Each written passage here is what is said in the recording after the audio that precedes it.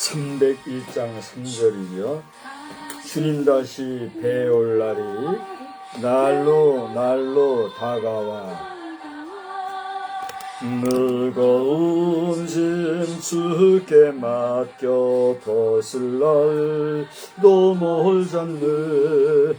나를 위해 예비하신 고향 집에 돌아가 아버지 품 안에서 영원토록 살리라. 아멘. 전능하사 천지를 만드신 하나님 아버지를 내가 믿사오며 그 외아들 우리 주 예수 그리스도를 믿사오니 이는 성령으로 잉태하사 동정녀 마리아에게 나시고 본디오 빌라도에게 고난을 받으사 십자가에 못 박혀 죽으시고 장사한 지 사흘 만에 죽은 자 가운데서 다시 살아나시며 하늘에 오르사 전능하신 하나님 우편에 앉아 계시다가 저리로서 사한 자와 죽은 자를 심판하러 오시리라. 성령을 믿사오며 거룩한 공회와 성도가 서로 교통하는 것과 죄를 사하여 주시는 것과 몸이 다시 사는 것과 영원히 사는 것을 믿사옵나이다. 아멘. 우리 찬송가는요 23장을 부르십시다.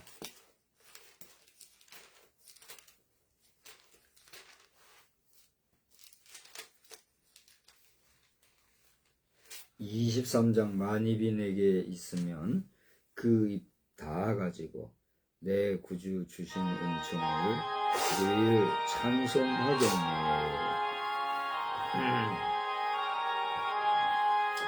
만입이 내게 있으면 그 입 다 가지고 내 구주 주신 은총을 늘 찬송하겠네.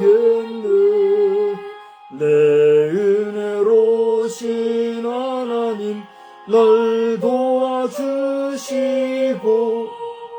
그 크신 영광 널리 펴 다 알게 하소서. 내 주의 귀한 이름이 날 위로하시고 이 귀의 음악 같으니 참 희락되도다. 내 죄의 권세 깨뜨려 그 결박 푸시고 이 추한 마음을 비로소 고청케 하셨네. 아멘. 이제 우리 다 같이 성미 기도 제목을 놓고 함께 기도합니다. 현재 정부가 잘못된 점은 인정하고 회개하게 하시되 불의한 자들은 공의로 다스려 주시기를 기도합시다. 국민을 호리는 활동으로 온 국민을 속이는 야망과 야욕의 정치꾼들이 드센 것 같아요. 하나님께서 조속히 소멸해 주시기 바라고 당사자들이 회개할 수 있는 회개의 영을 허락하여 주옵소서. 기도합시다. 남북한의 경색 국면 중에 비겁한 행위에 대하여 진노를 바라여 치리하여 주옵소서. TBTN과 집행 사역을 위해서 저의 목회와 성령 충만함을 위하여 우리 다 같이 기도합시다. 거룩하시고 자비로우신 하나님, 오늘 저희들이 함께 성미 기도 제목을 나누면서 주님을 의지하고 기도합니다. 국가를 위하여서, 교회를 위하여서, 우리의 사역을 위하여서, 부족한 종의 사명을 위하여서 각각 기도하는 기도의 제목을 들어주시고 기억해 주시고 응답해 주셔서 하나님의 뜻이 하늘에서 이루어진 것 같이 이 땅에서도 온전히 이루어지는 역사를 충만케 하여 주시옵소서. 적군의 정권을 가진 자와 그를 보좌하는 자들이 하나님을 두려워할 줄 알게 도와주시고 저들이 하나님을 거부하지 못하고 하나님을 믿음이 아니라 저들의 정권 야의 야망과 욕심과 또 잘못된 사상과 물질로서 아버지 하나님의 저들의 살길을 찾아 국민의 방패를 삼는 이 모든 모습을 보면서 아버지 하나님 우리나라 백성이 너무나도 힘들고 있는 알고 있습니다. 70여 년 세월을 힘들게 싸운 우리 대한민국의 오늘의 감성과 생명을 일생을 무너뜨리는 이런 소리들이 들리는 모습 속에 탄식하고 한숨이 쉬는 신앙이 많이 있어요. 이러한 때에 우리는 저들이 흔들리지 않으면서 다른 길을 걸어갈 수 있는 일들이 많아지게 하여 주시옵소서. 온전히 한마음 한뜻을 모여서 악한 세력을 물리치고 다른 길을 갈 수 있는 저들이 되게 하여 주시옵소서. 육해공무와 해병대와 특수부대원들을 좀 굳게 붙잡아 주시옵소서. 저들의 헌신과 수고로 말미암아 나라의 안보가 유지되는 것을 저들이 압니다. 저들의 수고가 헛되이 되지 않는 것을 주님 도와주시고 그들이 아무리 수고하고 공분한다 할지라도 하나님이 도와주지 않으시면 허사가 될 줄 알아요. 주여 오늘도 주여 영 이 나라와 영원의 이 역사 이 결의를 파수하여 주시고 오직 주님의 파수하신 것만 말미암아 이 땅이 안전하게 거룩한 안보의 역사가 있도록 간절히 빌고 소원합니다. 이 시간에도 말씀으로 오늘 증거하게 되는데 주의 입술을 위안감을 주시고 믿음으로 말씀을 받아들이고 사모하는 모든 자가 끝나게 가는 시간 되게 하여 주옵소서. 그거 한번 붙잡아주시고 내 생명으로 충만케 해주시기 원하오니 예수님의 귀하신 이름으로 기도하며 기도합니다. 아멘.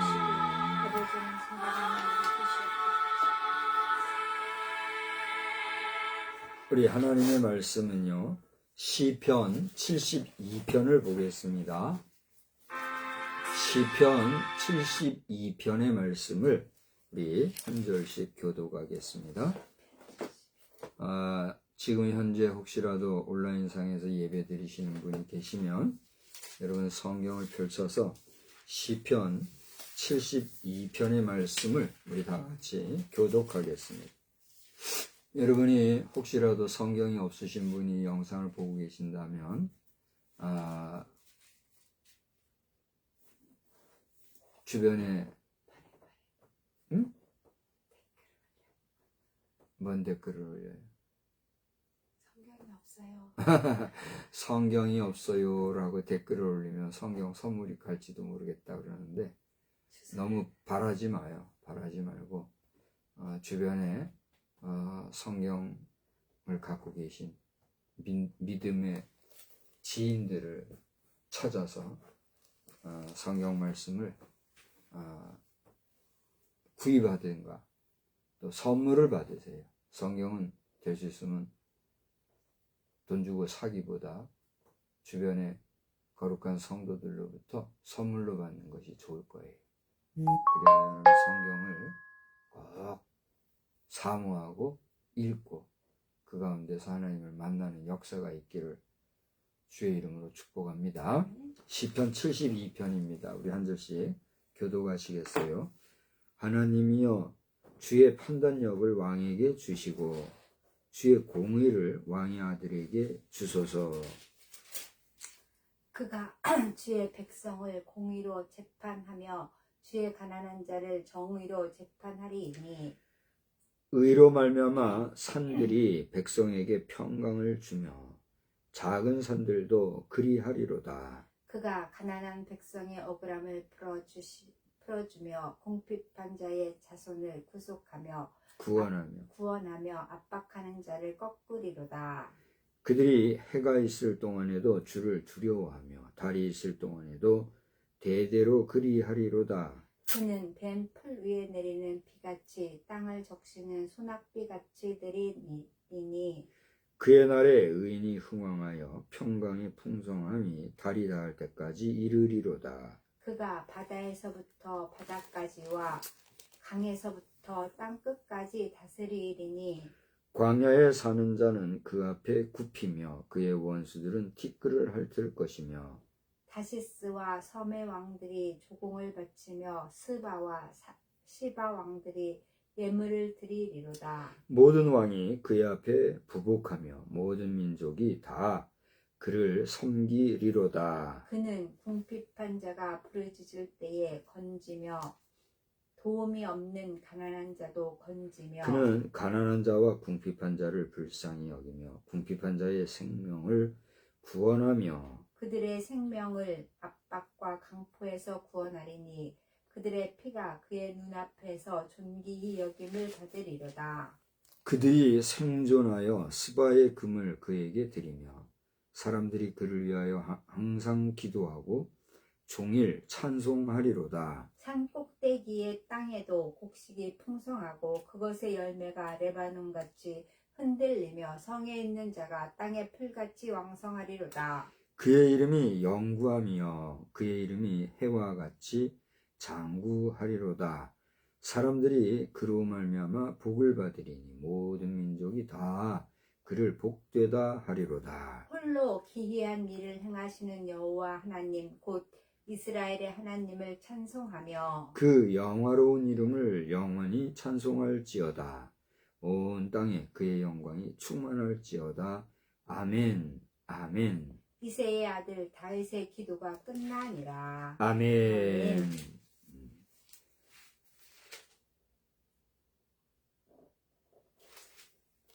하나님의 크신 은혜와 사랑이 오늘도 우리 모두에게 지혜의 말씀으로 함께 해주시기를 우리 주님의 이름으로 축원합니다.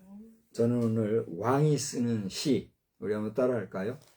왕이 쓰는 시 왕이 쓰는 시 라는 제목으로 말씀을 전하고자 합니다. 오늘 이 영상을 보고 계시는 여러분 가운데는 애시가들이 있습니까? 여러분이 최근에 읽은 시가 있다면 그 시는 어떠한 시입니까? 사람마다 그 관심도가 다르고 선호도가 다 다양하기 때문에 모두가 시를 좋아하지는 않을 거예요. 어떤 사람은 시 읽는 것을 요즘에는 그러지 않을 줄 압니다만은 예전에는 이 여성에 비해가지고 아주 여자 같다, 요즘 말로 하면 여성 같다, 이렇게 비하하고 폄하하는 그런 일들도 제가 들어본 기억이 있어요.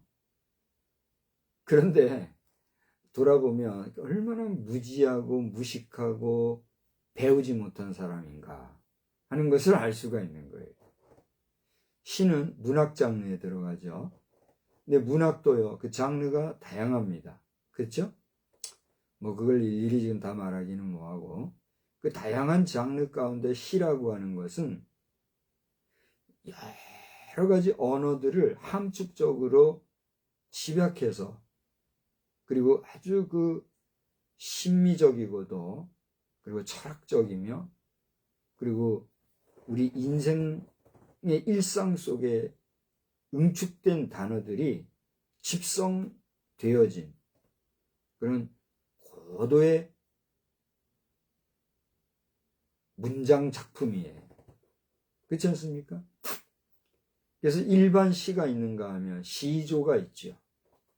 시조가 있는가 하면 또 다른 형태의 여러 가지 운율, 여러 가지 리듬이 있는, 그리고 운율이 있는 시 작품들이 있어요. 그래서 이러한 시는 우리가 보통 얘기하는 산문이라고 하는, 주로 서술형으로 쓰여지는 그런 펼쳐진 글에 비하여서 아주 서정적이고도 정서적이며, 나아가 독자로 하여금 그 한 편의 시를 통해서 많은 생각을 하게 해주는 짧은 시간에 아주 우리 인간 사이에 응축된 모습을 볼 수 있게 해주는, 어떻게 보면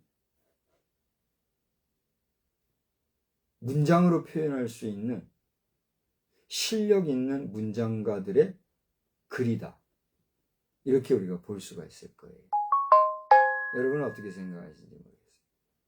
지금 뭐 중학생이나 고등학생들이 뭐 대학교 가면은 뭐 그거 가지고 얘기할 거는 안 되고 중고등학교 학생들이 시란 무엇인가 하면서 뭐 국어 선생님이나 뭐 또 어떤 선생님이 할지 모르겠지만 선생님들이 시에 대해서 뭐 다양하게 이제 얘기를 하잖아요. 그럼 또 이제 감수성이 예민한 학생들은 그 시를 가지고 뭐 짓기도 하고 읽기도 하고 낭송도 하고 뭐 별별 행사를 다 하지 않습니까?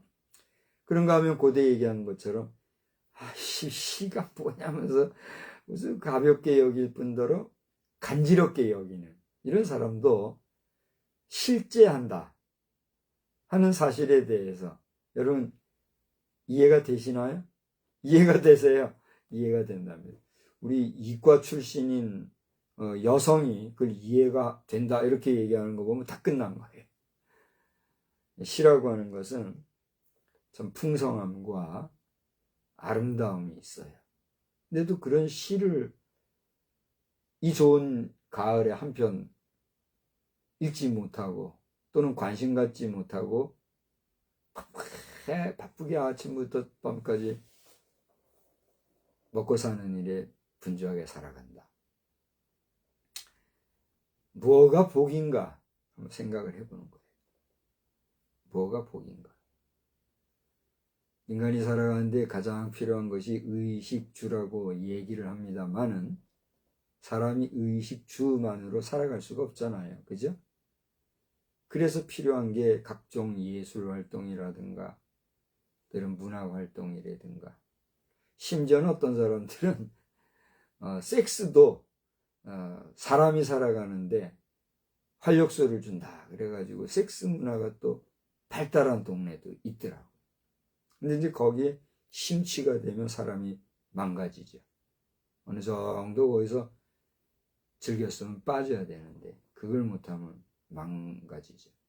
그런 걸 봅니다. 인간은요 의식주로만 만족을 누릴 수가 없는 게 인간 세상 아니겠어요? 그런 가운데 오늘 시편은요 여러분이 보시는 대로 그 제목에 솔로몬의 시다라고 기록이 되어 있죠. 그래서 이 솔로몬이 72편을 지었다라고 하는 것을 우리가 볼 수가 있어요. 그런데 제가 이 부분에 대해서는 오늘 설교를 연구하고 뭐 이렇게 말씀을 증거하는 입장이 아니기 때문에 이제 뭐 일반적인 내용으로 제가 설교를 하지 학문적인 연구로서 설교하는 건 아니기 때문에 20절에 와서 보면 좀 이게 좀 아이러니가 생겨요. 20절 뭐라고 그랬어요? 이새의 아들 다윗의 기도가 끝나니라. 제가 지금 잘못 오독을 했는데 이게 말이 맞는 거네요. 이새의 아들 다윗의 기도가 끝났다. 그럼 누구의 기도가 끝난 거예요? 다윗의 예? 이새의 아들 다윗의 기도. 다윗의 기도가 끝났다 그랬잖아요. 근데 서두에 보면은 누구의 시라 그랬어요? 솔로몬의 시라고 하고 쭉 하니 써내려간 다음에 20절에 와서 이새의 아들 다윗의 기도가 끝나니라 했어요. 이게 어떻게 되는 걸까? 이거는 이권. 응? 이권 다윗의 시. 그렇군요.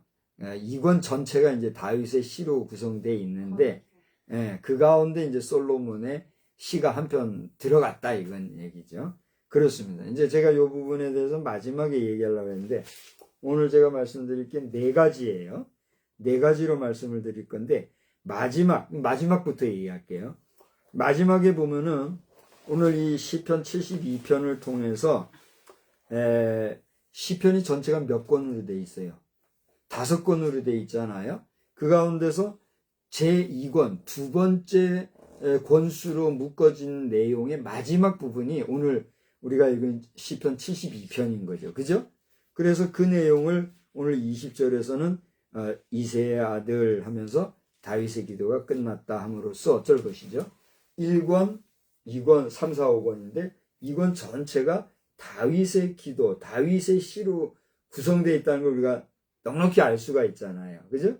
그 이야기가 여기 써 있다. 제가 이제 그 이야기를 마지막으로 하려고 했는데 좀 전에 얘기를 짚어주셔서 고맙습니다. 어쨌건지 간에 이렇게 마지막으로 다윗의 시편이 묶어져 있는 2권, 그 가운데서도 마지막에 2권의 마지막에 솔로몬의 시로 기록되어 있는 오늘의 시에서 우리가 볼 수 있는 게 무엇일까? 여러분과 제가 교독을 해서 읽었기 때문에 뭐 구절마다 우리가 다 이제 읽었기 때문에 제가 각 구절마다의 해석이나 해설, 이것은 오늘 하지 않으려고 그래요. 이 72편에서 첫째로 발견할 수 있는 것은 솔로몬의 시에서 저자 솔로몬은 정의에 대한 것, 정의, justice, 정의에 대한 것을 유념하고 있다 하는 사실을 발견하게 돼요. 그렇죠?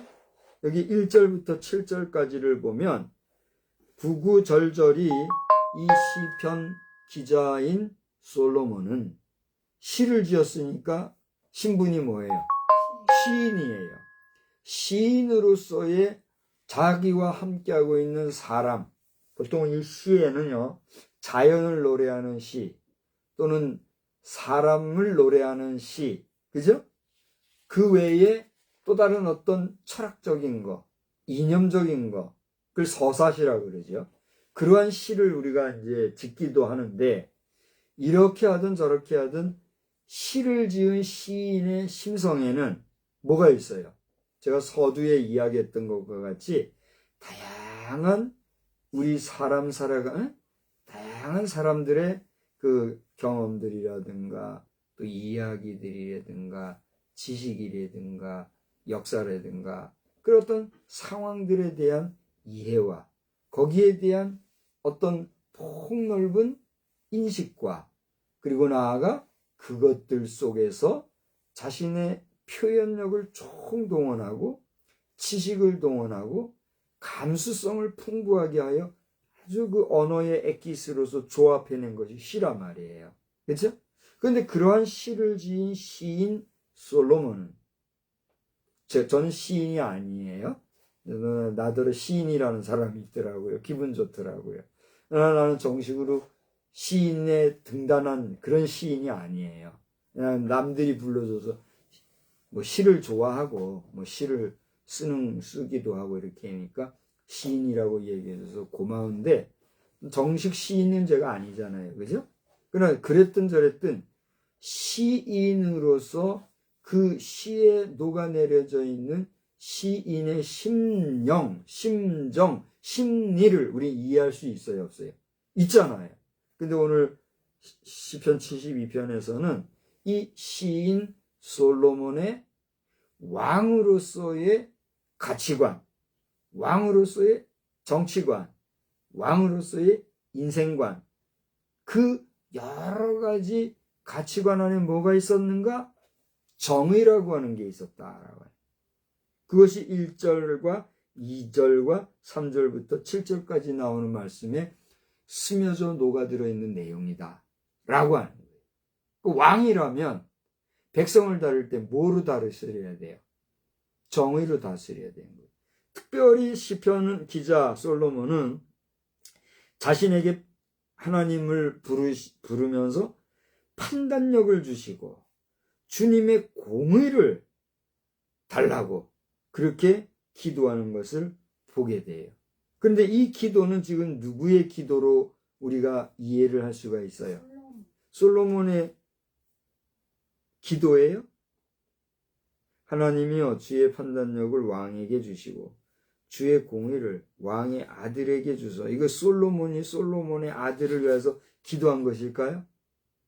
제목에 의하면, 그죠? 제목에 의하면 솔로몬이 그의 아들을 위해서 이렇게 기도했다고 볼 수가 있겠지요. 그죠? 그런데 제일 마지막에 가서 이새의 아들 다윗의 기도가 끝나니라 하는 모습을 볼 때 이 시편은 누구의 시다? 다윗의 시라는 게 읽히지요. 그래요, 안 그래요? 그래서 여기에서 이제 제가 서두에 잠깐 얘기했던 것처럼 전문적인 신학적인 어떤 성서 연구, 성서를 분해하고 분석하고 연구하는 측면에서의 이 시편에 대한 어떤 역사적인 거, 그죠? 그 문학적인 어떤 핵심적인 이슈 이런 부분을 제가 연구를 하지 않았기 때문에 제목대로 제목이 솔로몬의 시라고 되어 있으니까 이 내용에 의하면 솔로몬이 그의 자식을 위해서 기도한 것처럼 보이는데 뒤에 가서 보니까 다윗이 이걸 기도했다고 해서 다윗의 시로 읽혀지는 수가 있으니까 여기에 대해서는 이제 제가 전문적인 학술적인 또 신학 해석적인 그러한 메시지는 제가 오늘 전하지 못한다 이걸 얘기한 거예요. 우리 신학자들이 오늘 혹시라도 이 영상을 보시는 분이 계시다면 성서학 연구자들이 이 부분을 보신다면 잘 좀 해석해서 저를 코치해주면 제가 참 감사할 것 같아요. 어쨌든지 간에 이미 이런 게 다 나와 있을 거예요. 제가 뭐 주석이 여러 권이 있지만 최근에 제가 주석도 안 보잖아요. 근데 이제 주석이 다 나와 있을 거예요. 찾아보면. 근데 중요한 것은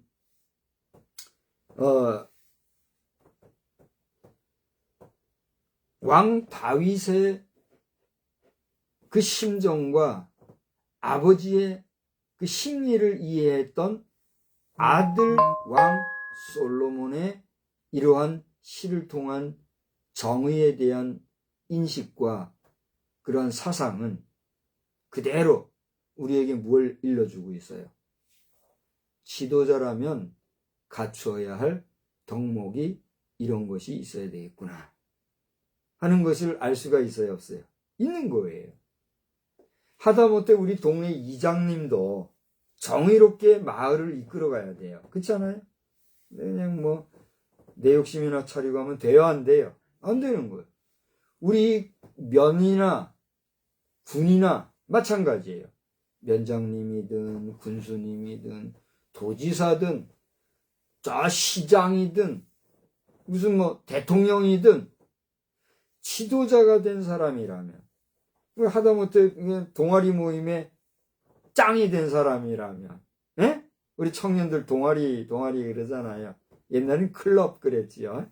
클럽 리더 동아리 짱 그런 어떤 리더가 된 사람이라면 그 마음에 그 중심에 내가 이끄는 이 공동체의 리더로서 어떤 마음이 있어야 된다는 거예요?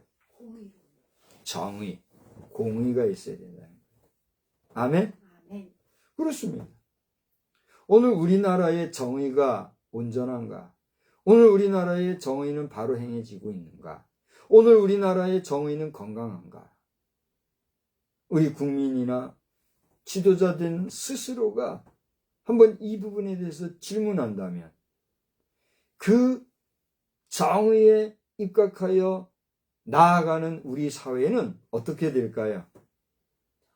편안하고 안전하고 정의롭겠지요. 그렇지 못하다면 우리 사회는 어떻게 될까요? 무질서하고 혼탁하고 시끄럽고 요란하고 불안한 이런 사회가 되지 않겠습니까? 여러분이 보실 때 오늘날 우리나라는 어떠합니까? 여러분이 판단해 보시기 바랍니다. 여기에 우리는 너나 할 것 없이 누구를 위한 기도가 있어야 될까요? 나라를 위한. 지도자를 위한 기도가 나라를 위한 기도가 있어야 되겠다는 사실이에요. 아멘. 그런데 성경은 나라를 위해 국가를 위해 지도자를 위해서 기도하라 했어요? 하지 마라 그랬어요?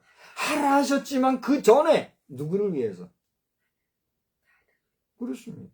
나를 위해서. 따라합시다. 내가 바르지 못한데 세상더러 바르지 못하다면 고부라진 고추가 뭐 하는 거예요? 제발에 오줌 누는 꼴밖에 안 되는 거예요. 그래요, 안 그래요?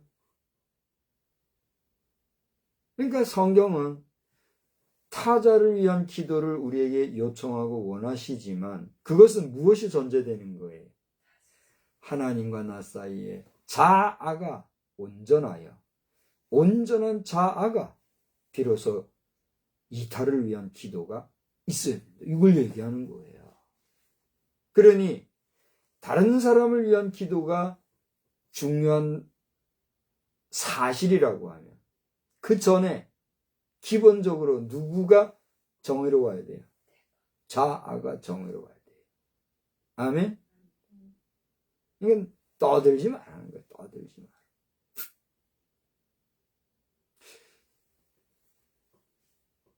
여기까지만 하고 넘어가십시다. 이제 계속 하면은 이제 또 뭐 개인적인 얘기가 나올 수 있으니까. 두 번째로는, 임금의 지도자의 그 정의성에 대해서 오늘 시를 통해서 우리가 발견을 한다면, 두 번째로는 그렇게 나아가는 왕에 대하여 하나님이 주시는 그 치리권과 치리의 영역, 치리역에 대해서 우리에게 일러주고 있어요. 저를 한번 보실래요? 이장님의 치리권은 어디까지 갈까요? 치리라고 하는 건 좀 그렇습니다만은 이장님이 관심을 가지고 지역 주민을 위해서 일할 수 있는 범위, 관리하는 그 책임 구역이 있다면 어디예요? 그렇죠. 전 마을이에요. 그러니까 이장님의 영역은 어디까지예요? 내 마을, 내 동네 여기까지예요. 그죠? 근데 내 마을 요거 넘어서 남의 마을에 감내나라, 배내나라 하면 어떻게 해요? 욕을 바가지로 들어먹게 돼 있어요. 그래요, 안 그래요? 면장님, 군수님도 마찬가지요. 시장님도 마찬가지고 도지사도 마찬가지요. 그게 지방자치제의 한계예요. 그렇죠? 지방자치제는 자기 지역 안에서 잘하면 돼요. 그래요, 안 그래요? 근데 이 지방자치제라는 것도 위험한 게 이게 이제 한번 잘못되면 어떻게 되는 거예요? 옛날에 암행어사 출도요 해서 막 할 때 막 도망가고 이런 일이 있었잖아요. 그때 지역의 수령이 뭐예요? 각 지역마다 수령이 있었잖아요. 사또가 원님이 있었잖아요. 사또. 신종 사또만 양산하는 거예요. 그래요, 안 그래요? 그냥 사또만 키워주는 거예요. 여기 이 사또, 저 사또, 변사또 같이 똥 싸기 좋아하는, 똥 싸는 옥상옥으로 지방 관료들만 키워가지고 그게 되는 거예요. 그래요, 안 그래요? 그게 좋다고 지자체고 해가지고 지금 지자체가 이제 뭐 이제는 자리 잡았잖아요. 그죠? 근데 공산 좌파주의자들은 그런 지자체도 뛰어넘어서 또 다른 자신들의 공동체, 자기들의 마을 이해가지고 지금 뭐 자치회 해가지고 또 뭐 난리를 친다 그러잖아요. 지금 우리 지역에도 그런 무슨 자치 모임이 있는지 없는지 뭐 있다면은 벌써 지금 이 지역이 그런 소수 몇몇 사람들에 의해서 우리도 모르는 사이에 막 흔들리고 있는 거예요. 그러니 이 나라가 지금 정의로운 상태냐, 질서가 있느냐, 우리 한번 생각해 볼 수 있어요, 없어요? 있는 거예요. 정신 차려야 되는 거예요. 그럼 교회 지도자가 이런 부분에서 이런 문제를 투명하게 내놓고 얘기하고 바로잡고 교회는 그런 관심 가져요, 안 가져요? 관심 안 가질 뿐만이 아니라 관심 가지면 이상한 사람 취급하고 사회 정치나 세상 정치에 빠진 오염된 사람으로 치는 이런 일들이 현실의 실상이잖아요. 기가 막힌 거죠. 그러면서 뭐 이런 모임 저런 모임 왜 이렇게 모임이 많은지 모임마다 바쁘게 뛰어다니고. 근데 이런 내용에 대해서도 불평과 또 지적질을 하는 우리 동역자가 있을 거예요. 당신들 그러면 안 돼요.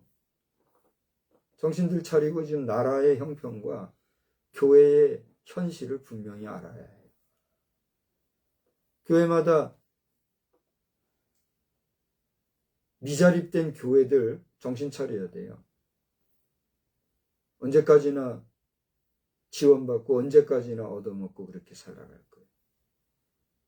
자립하지 못한 교회들은 어쨌거나 주의 은혜 가운데 교회가 자립할 수 있기를 위해서 뛰어야 되잖아요. 네? 그러지 못하니까 그냥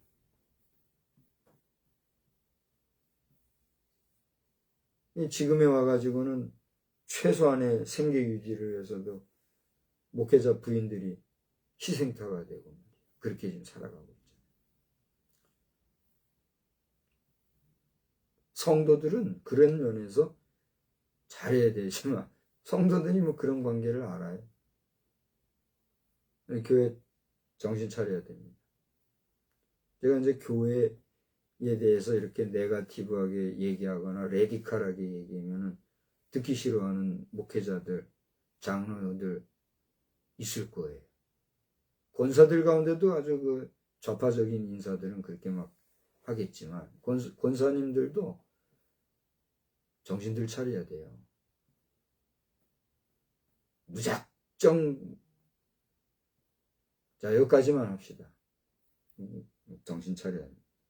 자 아무튼 지간에 오늘 하나님께서는 이 지경을 넓혀주시는 그런 모습을 8절에서부터 11절까지를 보게 되는데 정리를 해서 얘기하자고 하면 1절로 7절까지 정의를 알고 정의를 구현하는 왕에 대하여 하나님께서는 11절에 기록된 대로 만왕에 퍼지는 하나님 나라의 모습을 우리에게 보여주심으로써 하나님의 나라의 확장은 물론 하나님의 나라를 이끌어가는 지도자에 대한 지역의 확장성에 대해서도 우리에게 보여주고 있는 것을 발견하게 돼요.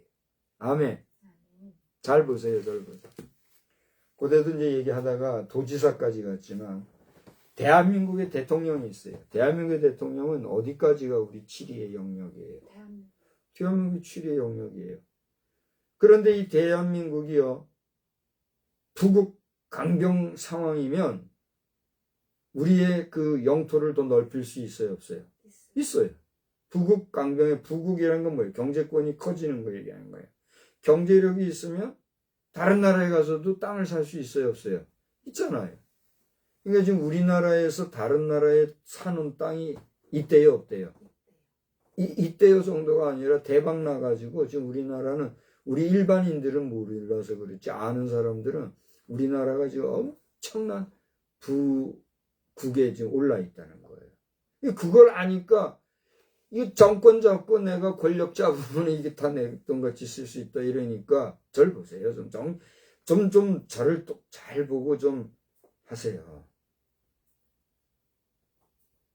그러니까 뭐 하는 거예요? 배지 달고 보자 이렇게 되는 거예요. 기본 사상, 기본 정신, 기본 의지, 기본 의식도 제대로 세워지지 아니하는 가치관의 사람들이 권력만 가지면 그게 정치인 줄 알고 권세정자 다스릴 실자 그 세계에 발을 들여놓겠다는 거예요. 바르게 다스리려고 하는 그런 정치의식이 아니라 권력과 힘의 논리로 뭘 어떻게 해보겠다고 하는 의식을 가지고 그 정치권에 들어가니 하나님께서는 그런 사람들을 심판하실 때에 일반인들과 똑같이 판단하실까요? 구별해서 판단하실까요? 성경은 우리에게 알려주고 있는 거예요. 목사들이 교회 지도자들이 일반인들과 다른 잣대로 심판을 받게 돼 있듯이 세상의 지도자들도 다른 잣대로 심판을 받는 거예요. 우리가 물건 하나도 그렇잖아요. 그죠? 봐봐요. 거의 비슷하게 생기고 똑같아 뭐 회사에서 만든 제품이라도 먹는 거든 일반적으로 쓰는 거든 똑같은 상표도 그렇고 브랜드도 그렇고 크기도 모양도 그렇고 거의 비슷하게 만들었지만 어떤 거는 싸고 어떤 건 중간 정도 어떤 건 아주 비싸 그런 가격으로 판매되는 상품들이 있어요 없어요? 있어요. 여러분 알잖아요.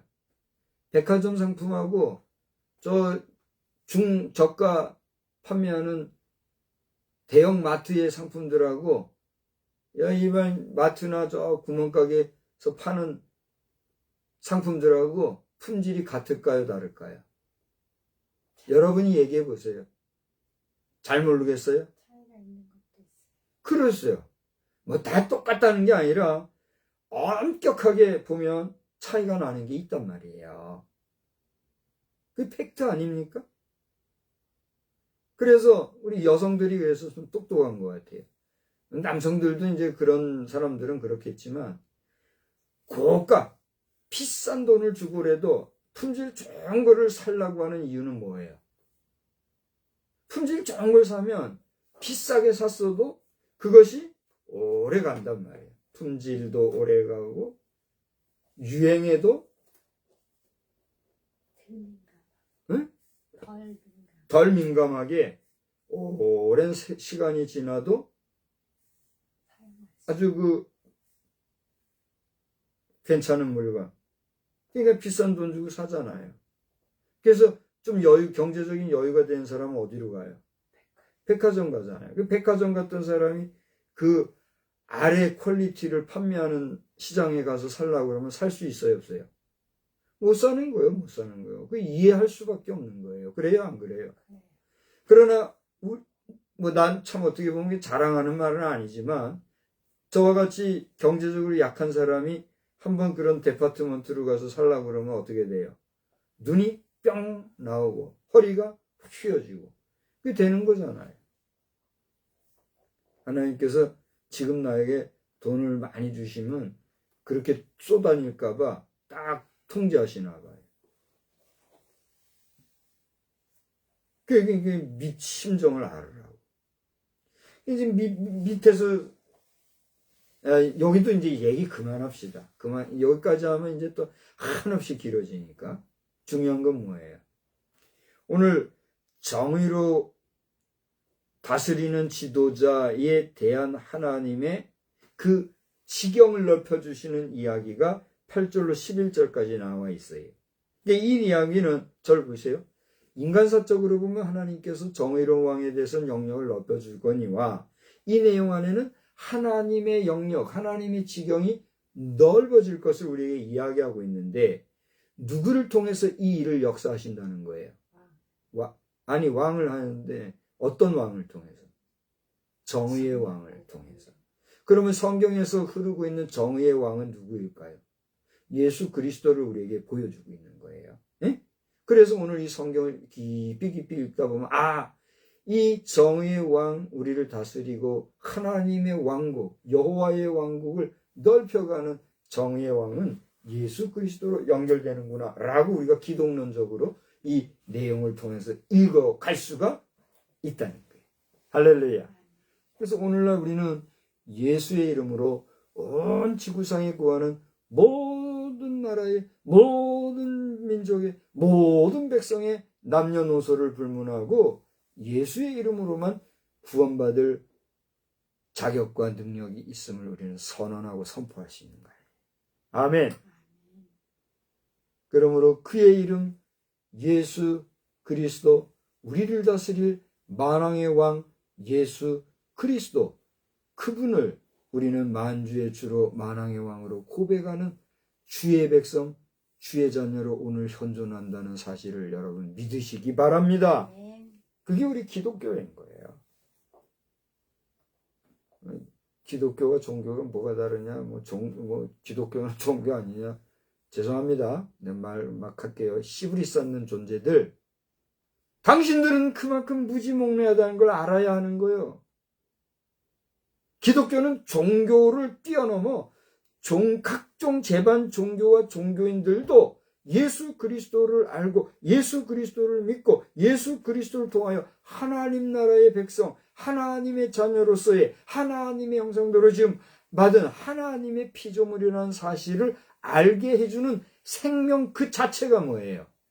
기독교예요. 그러니까 말하기 좋은 대로 기독교 해서 그렇지, 기독교라는 건 뭐예요?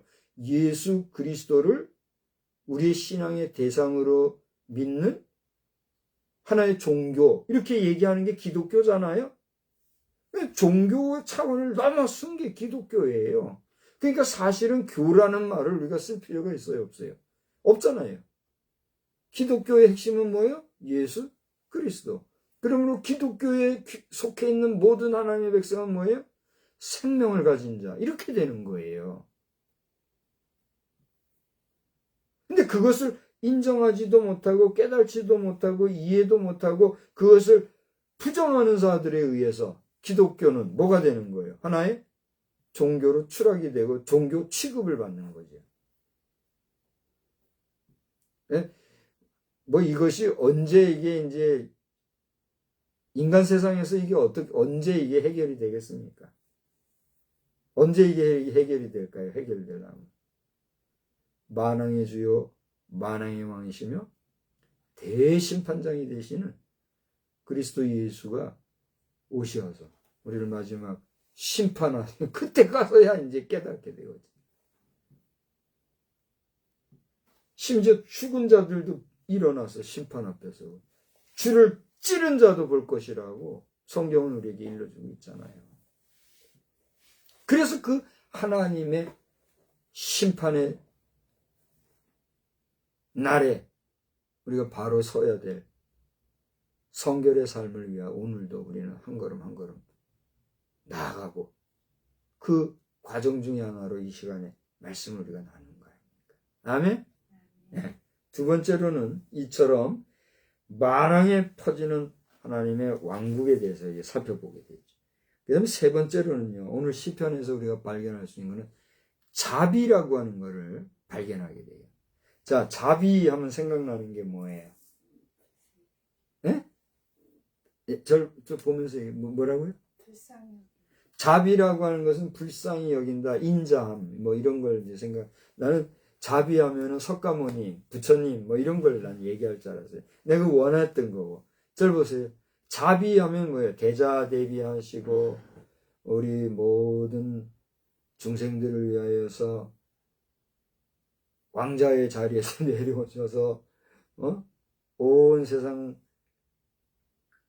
만민들을 향하여 설법을 하시고, 마지막에 열반의 경지에 드신 분, 그러면서 우리가 석가모니 부를 예찬하고, 예? 그분을 신과 같이 섬기는 그런 종교도 있잖아요. 그건 종교예요, 종교.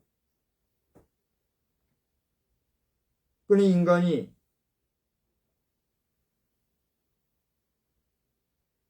극하게 선을 행하고 극하게 모범을 보여준 아주 그 지극히 존중할 만한 사람을 그야말로 신과 같이 여겨서 그의 형상을 만들고, 그리고 그 형상 앞에 신의 효험이 있다고 믿고 그 형상을 바라보면서 그와 같은 삶을 살고자 애를 쓰는 신을 찾아 내달리는 인간들의 행위, 그게 뭐예요? 종교 행위인 거예요. 하나님은 그것을 원해요, 원치 않으세요? 원하지 않을 분들은 그리하지 말라고 우리에게 이미 얘기하신 거란 말이에요. 아멘? 그럼에도 불구하고 여전히 자신의 신을 쫓아 나아가는 자의 결국은 어떻게 될까요? 그는 뭐 나는 멸망이니 뭐 지옥불이니 그런 말 난 지금 하고 싶지 않아요. 내가 하지 않아도 다 되어 있는 거니까. 근데 거기에서 돌아서지 못한 건 왜 그럴까요? 결국은 의식주, 먹고 사는 문제 때문에 그래요. 그래서 우리 선교하는 사람들의 그 이야기 가운데는 이렇게 불신 우상 숭배자들도 돌아와서 신앙생활하기 위해서는 기본적으로 그들의 삶을 책임져주고 기본적으로 그들이 먹을 수 있는 것들도 제공해 줄 수 있는 그런 힘이 있어야 된다, 이렇게 얘기를 하거든요. 그건 맞아요, 틀려요? 맞는 얘기예요. 그러니까 이제 그것을 깨닫고 아이젠 글로벌 리더는 그 꿈을 가지고 나아가기 위해서 지금 이제 하는 거예요. 하는데 이게 현실적으로 또 뭐 내 맘같이 되나 안 되는 거예요. 근본이 하나님 앞에서 쓰임을 받아야지. 이게 선교도요, 절 보세요. 내가 뭘 하겠다 이렇게 하면 돼요, 안 돼요? 안 되는 거예요. 누가? 주께서 하게 하실 때 되는 거예요. 아멘. 저도 그래요. TVTM이 지금 4반세기 동안 4반세기 전에 시작이 돼서 4반세기가 끝날 때까지 지금 아무것도 못하고 있잖아요. 그죠? 내가 하려고 하면 돼요, 안 돼요? 안 돼요. 근데 지금까지 나는 내가 뭘 어떻게 해보려고 해왔잖아요. 그렇다고 내가 뭐 징징거리지는 않았지만 나로부터 뭘 해보려고 했지만 안 된 거예요. 이건 100% 하나님이 하게 해주셔야 되는 거예요. 깨닫고 나니까 내가 바쁠 필요가 있어요, 없어요? 없는 거예요. 난 바쁘지도 않고 해서도 안 되니까 바빠하지도 않아요. 다만 그때가 언제인지 나는 모르지만 하나님이 가라 하시면 어떻게 돼요? 내달려야 돼요. 준비하는 거죠. 하나님께서 일하게 하셔서 일할 때가 오면 흔들리지 말고 내달릴 준비 잘 하시기를 주의 이름으로 축원합니다. 저와 저의 TVTM 사역을 아시는 분들이 이 영상을 보신다면 여러분 잘 준비하시기 바랍니다. 준비하다가 움직이기 시작하면 함께. 제가 비유로 그런 얘기 했잖아요. 지금 우리 한반도 주변에 항공모함 전단이 몇 개 전단이 와 있는지는 난 잘 모르겠어요. 근데 그 중에서도 항공모함이 뭐 15만 톤, 뭐 몇만 톤짜리 항공모함이 한번 쫙 뜨면 혼자 가요? 항공모함이? 혼자 품 잡고 가요? 아니에요. 거기는 좌우로 앞뒤로 구축함이나 여러 가지 호위함들이 쫙 함께 움직여요. 심지어는 바닷속에 뭐가 잠수함, 저 바다 위에 하늘에는 뭐가 비행단이 하면서 항공모함의 지휘를 받아들여서 하잖아요. 그래요, 안 그래요?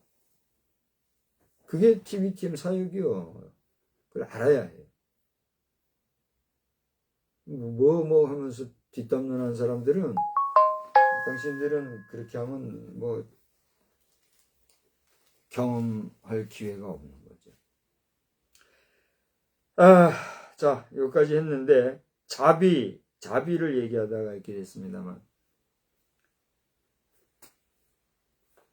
이 자비라고 하는 것은 우리가 종교적 행위나 종교적 의식, 종교 철학적인 사변이 아니에요. 하나님의 근본적인 사랑을 의미하는 자비예요. 그러니까 이 자비는 오늘 성경에 보면은요, 17절까지, 그죠?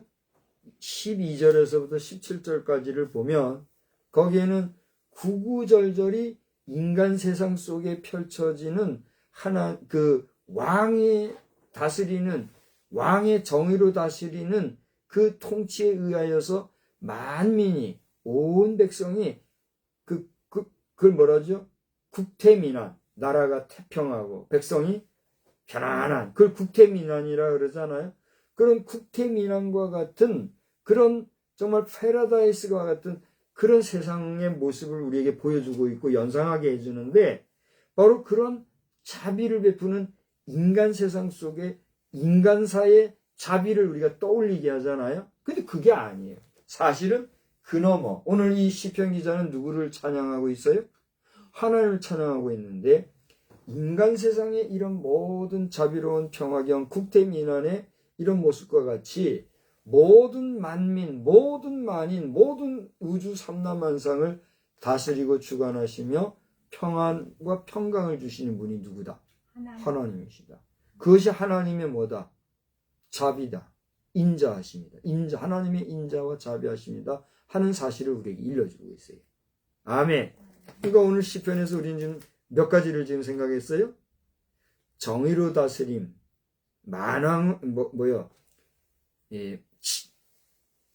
지역적 확장, 표현이 뭐라고 그랬죠?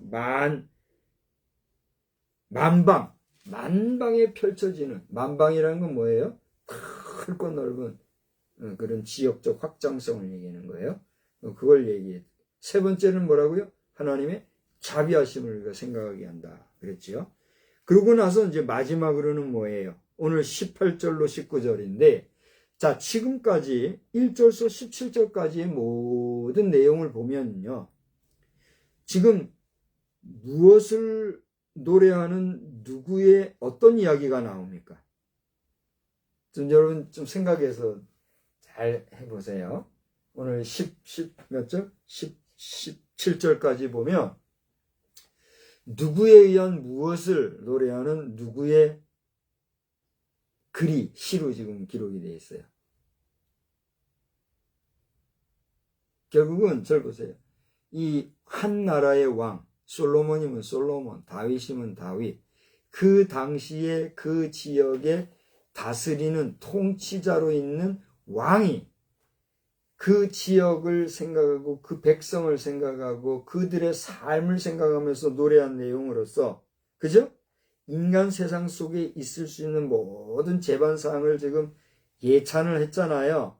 그러면서 그 내용을 볼라치면은 모든 것들이 인간 세상사에서 잘 되고 잘 펼쳐질 수 있는 그런 인간 세상의 이야기들을 우리가 노래하는 것, 그걸 시로 표현해낸 것을 우리가 볼 수 있잖아요. 그죠? 근데 그 안에는 뭐가 있다고요?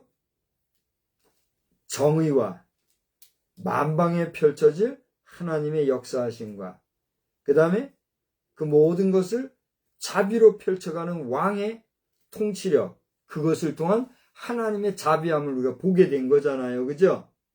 그래요, 안 그래요? 그러니까 오늘 이 시편 기자의 시편의 내용은 인간을 노래한 거예요? 아니면 자연과 또는 하나님을 노래한 거예요? 아니, 1차적으로는 왕으로서 누구를 예찬하고 누구를 염두에 두고 누구에 대한 세상을 이야기한 거냐 말이에요. 그렇습니다. 내가 통치하는 내 나라의 백성들, 내 나라의 모든 치리를 받는 사람들을 생각하면서 그들을 정의로 다스리게 해주시고, 그죠? 그렇게 내가 정의로 다스릴 때에 나에게 만방에 펼쳐질 하나님의 능력을 내가 기대하며, 그리고 자비로서 이 모든 민생을 돌아볼 수 있는 그런 지도력을 내가 갖기 원합니다. 이런 노래했단 얘기예요. 이해가 되시고 긍정이 되십니까? 네. 그런데 오늘 마지막으로 피날레는 18절로 19절 두 절을 보면 대역전의 모습을 보게 되는 거예요. 그러니까 1절에서 17절까지는 그렇게 우리 살아가는 우리 세상, 나의 통치권 안에 있는 내 백성들을 생각하면서 그들을 노래하면서 그 가운데 하나님의 어떤 섭리와 이끄심을 염두에 두고 썼는데 18, 19절에는 두 절 속에는 오직 뭐가 나와요? 여호와 하나님에 대한 찬양의 시가 딱 써 있는 거예요. 여러분 보이는지 모르겠어요. 나는 그게 보여서 오늘 메시지 하는 거예요. 18절, 19절 다 같이 한번 읽어봐요. 자, 1절로 17절에는 우리 인간사 속에서의 대국민 통치에 대한 이야기를 했다고 합시다. 18절, 19절 다 같이요. 홀로 기이한 일들을 행하시는 여호와 하나님, 곧 이스라엘의 하나님을 찬송하며, 다 같이 읽으라고요. 그 영화로운 이름을 영원히 찬송할지어다. 온 땅에 그의 영광이 충만할지어다. 아멘. 아멘. 무슨 얘기예요? 이러한 왕권, 이런 왕의 통치력, 이런 왕의 지도력에 대한 노래를, 그 심정을, 그 상황을, 그 환경과 형편과 그 모든 어떤 모습들을 시로 17절까지는 썼는데 18절, 19절에 와서는 뭐라고 그랬단 말이에요? 왕을 예찬하던 이 시편 기자의 시 속에서는 궁극적으로 누구를 예찬하는? 여호와 하나님을 예찬하는 찬양의 대상이 전환되는 모습을 보게 돼요. 할렐루야. 저는 이게 보이는 거예요. 자, 제가 시인이에요. 절 보세요. 제가 시인이잖아요. 시를 쓰는 거예요. 시를 쓰는데 서장, 본론, 서론 3단 논법을 합시다. 서론, 본론, 결론을 쓰는데 서론과 본론은 정의롭게 행할 때에 만방에 펼쳐질 그 치리의 역사, 범위의 확장성, 이런 걸 시로 펼쳤어요. 그 본론의 마지막까지 자비로 통치할 때에 그 백성들이 이렇게 되고 이렇게 되고 이렇게 되기를 원한다라고 하는 왕으로서의 심정까지 표력을 했단 말이에요. 그죠? 그렇게 서론과 본론을 써나가는 가운데 결론적으로 이르러서는 이 모든 것을 통하여 오직 누구가 영광받을지어다. 여호와 하나님이 영광받을지어다. 할렐루야. 오늘 시편이 이렇게 연결이 되고 있더라는 거예요. 자, 오늘 저는요, 왕이 쓰는 시라고 하는 제목으로 말씀을 전했어요. 왕도 시를 쓸 수 있어요, 없어요? 있어요. 있겠지요. 오늘 우리나라의 통치자를 통칭해서 뭐라고 불러요? 대통령이라 그러잖아요. 저는 우리 박정희 대통령, 고 박정희 대통령께서 시를 쓴 게 있다는 걸 제가 알아요. 내가 막 그분의 시를 외우거나 그러지 못하지만 그분은 시도 이렇게 쓰고 그랬던 걸로 알아요. 근데 그 이후에 우리 대통령들 가운데 시를 쓴 분이 누가 있는지 모르겠어요. 우리 김영삼 대통령께서도 아주 그 문학적 자질이 있으신 분이라 시를 한 편 남긴 게 있을지 싶은데 그 아드님인 김현철 교수를 중심으로 김영삼 대통령의 10주기 세미나가 5회 했거든요. 그래서 4월인가 언제부턴가 해가지고 요번 10월 17일인가요? 10월 17일인가 며칠 날 5번째 세미나가 이제 마지막으로 펼쳐지는 걸로 알아요. 여러분이 혹시라도 관심이 있으시면 상도동인가요? 김영삼 대통령 기념 도서관 거기에서 마지막 5회 세미나를 하는데 우리 서울 지역에 계신 분들 뭐 지방에서도 가는 분 계시겠지만 관심을 가지고 마지막까지 한번 좀 관심을 기울여 주시기를 바랍니다. 근데 중요한 건 뭐냐면 우리 대통령을 지내신 분들 가운데 국민 앞에 내놓은 시를 보여준 대통령은 아직 없었던 것 같아요. 혹시 있으세요? 박정희 대통령 이후로 대통령을 역임하신 분들 가운데 시다운 시를 써서 우리 국민들이 애송할 수 있도록 쓴 시를 쓰신 분들이 누가 있나요? 저는 아직 못 본 것 같아요. 시 쓰는 게 간단한 게 아니라니까요.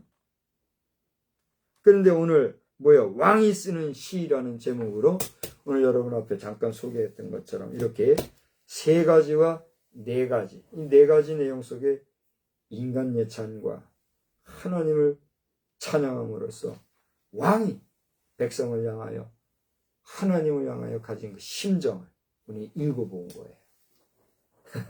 바라기는 오늘 우리나라에도 이와 같이 정말 하나님을 사랑하고 위로 하나님을 사랑하고 경외하며 하나님 중심으로 살 뿐 아니라 아래로 백성을 정말 복되게 이끌어가는 참된 지도자가 우리 통일 한국을 잘 이끌어가는 그 역사가 충만하기를 우리 주님의 이름으로 축복합니다. 아멘. 축복합니다. 아멘. 할렐루야. 할렐루야. 하나님이 우리와 함께 하시기 바랍니다. 아멘. 고맙고 자비로우신 하나님, 오늘 며칠 동안 계속해서 일기가 흐리고 비가 오는 이런 일기 중에 이 밤에도 빗소리를 들으며 주의 말씀을 나누었습니다.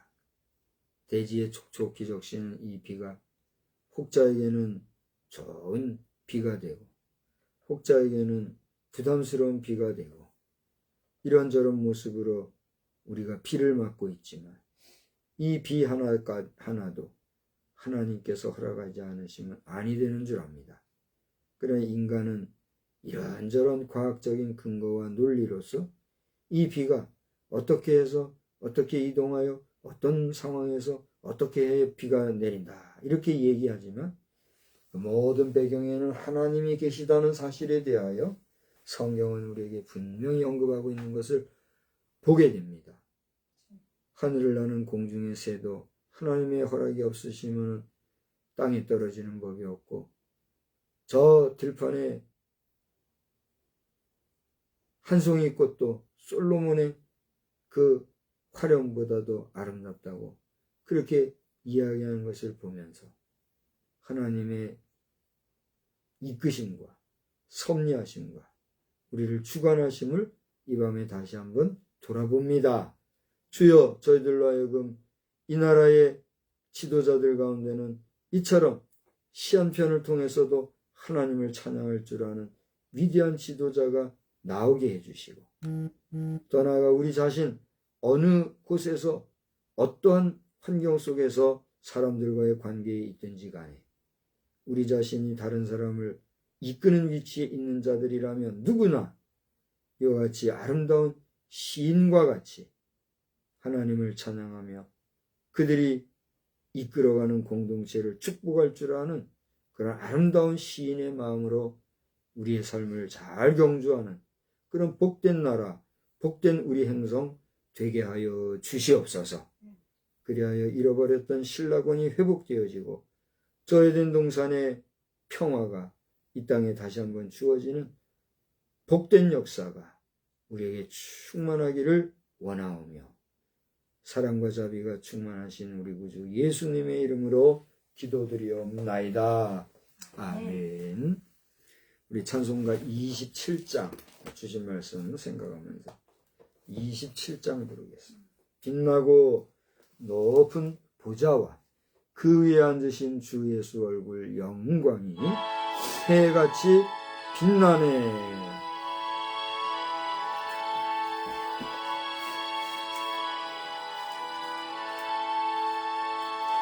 빛나고 높은 보좌와 그 위에 앉으신 주 예수 얼굴 영광이 해같이 빛나네. 해같이 빛나네. 지극히 높은 위엄과 한없는 자비를 무천사 소리 합하여 늘 찬송드리네.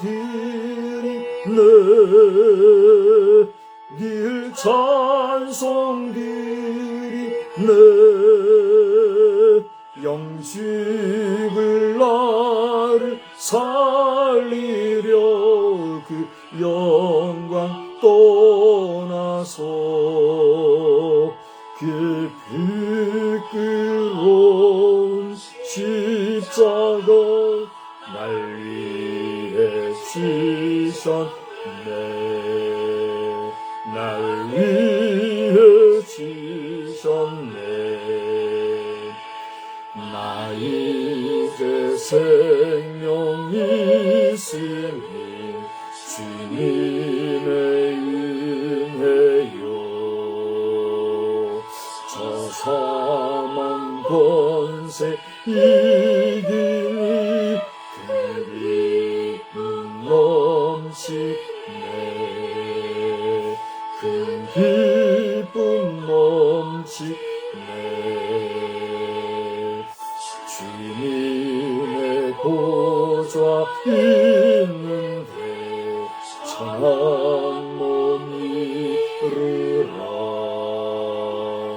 그 영광 몸소 배울 때 내 기쁨 넘치리. 내 기쁨 넘치리.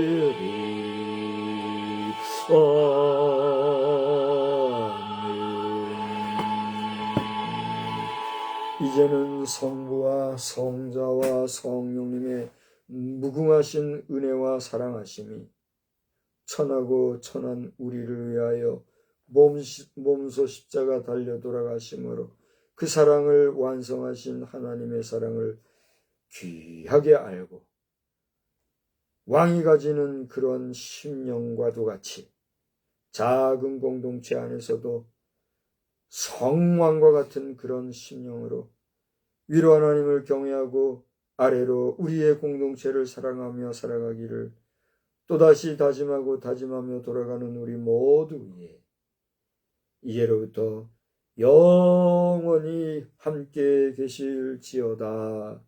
아멘.